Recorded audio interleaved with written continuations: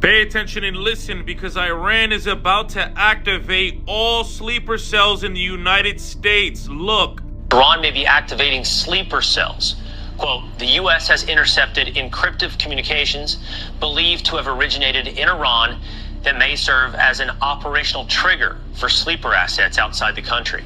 If true, further illustrating Secretary of State Marco Rubio's point, we are fighting a terrorist government. We have not had a man walk up to a building with a suicide vest on the United States. Americans don't understand this. Al-Qaeda knows this, right? So this is new and innovative, especially now. You don't have to walk upside of the building. You can walk in the building because of the advancement of the vest. The other thing is, in the United States, we haven't had Fedayeen attackers. So the concept is the terrorist fights to the death. So he's not exactly a suicide bomber, but he will fight till either all of us are dead or all of his people are dead. We think it's going to be a swarming attack, right? Multiple different attacks at one time across multiple cities. We think there will be suicide bombers just because some of the attackers went through suicide bomber training and they have these vests. And then we think there's these Fedayeen attackers who will carry on until they're killed. You just rephrase that. So these guys are trained and they are going to fight until they're killed. Yes, and that matters, right? So I was watching this video and it was a suicide bombing in Kabul years ago. The bomber blew up and then everyone starts moving in. The first responders move in, right? And then another guy walks in and blows up. We know this is a tactic, but if Americans don't understand this as a tactic and don't understand these attackers are gonna fight to the death, think about that. Battle's going on, the attacker surrenders, he might have the suicide vest, you know, we let our guard down. That man came to die, right? He's gonna fight till he dies or you dies. So we can't let our guards down, and they know our weakness. So we have to be very careful that we don't have more people die in these second and third order effects of not knowing their intent.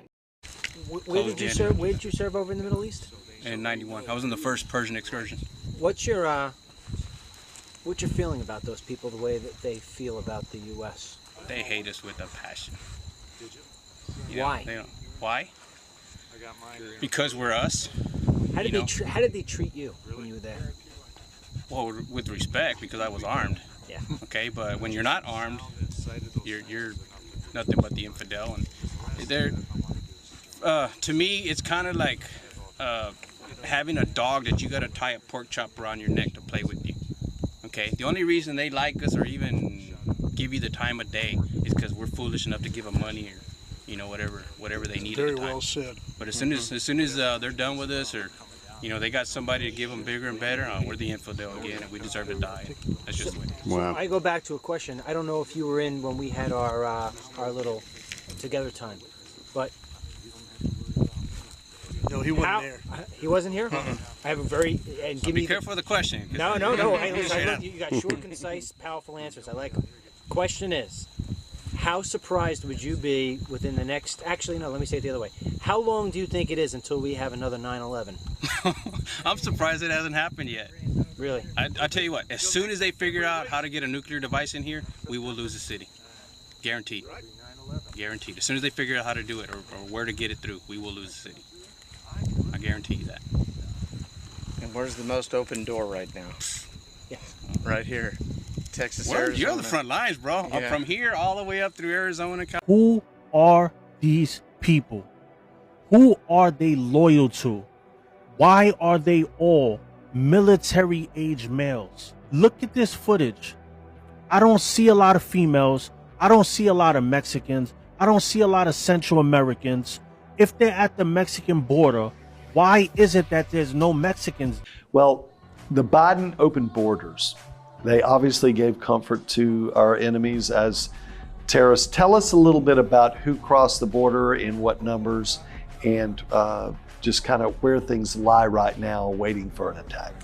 There you go. Okay, so really, the frustrating thing with what happened with our border, no matter what you think the threat is, they all came across, right? So if you're worried about human traffickers, they came in droves. If you're worried about drug traffickers, they came in. If you're worried about Venezuelan gang members, they came in. Obviously, we're focused on terrorists, right? So for terrorists, you know, the government's kind of talking about, maybe about 2,000 came in under the ISIS bucket or within the number of Afghans we brought over, but we really believe the number, if we bring all the groups together, ISIS, Al-Qaeda, some of the Pakistani terrorist groups, some of the other Central Asians, we're talking about probably 8,000 terrorists came into the country just in the last 4 years. Wow. Right? So if you say 19 did 9/11, right? Even if you just use the numbers the new director of national counterterrorism put out, that 2,000, well, just 19 compared to 2,000 is already a beast to deal with. And we're saying it's likely 4 times that.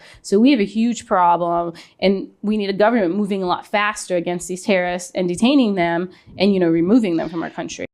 This guy is that guy probably violating this law. So here's your safety brief, folks. Getting a lot of these maps. This is probably part of it. But remember, in Congress, they talked about 1,800 of them being located around the United States, and sleeper cells are a real threat. So whenever you're looking at what's going on in the world, like this guy, realize that not everyone's on the same page as you. Your algorithm is not the same page as everyone else's algorithm. People are still looking at freaking Jim Carrey. Ain't slowing down anytime soon. And this was probably a test. And this guy got put into the ground in a gold casket today. Last week, not today. While this is probably pushing all your ChatGPT things to the United States government. I'm not overstepping here. This is what I reported last month. What I will tell you is, this stuff is real. The threat is real. Put your phone down in public. Pay attention to what's going on, because you and your family may be in danger. This is a different situation than it ever has been in history, and every conflict, combat, or war is different. So stay safe out there. Pay attention. If you see something, call the FBI. Maybe they won't take your ChatGPT footage and put it out to the internet. Maybe they will. But call the FBI. 1-800-CALL-FBI if you see something. Let's try to stay on top of this as Americans. You can't control what's going on, but you can control your life.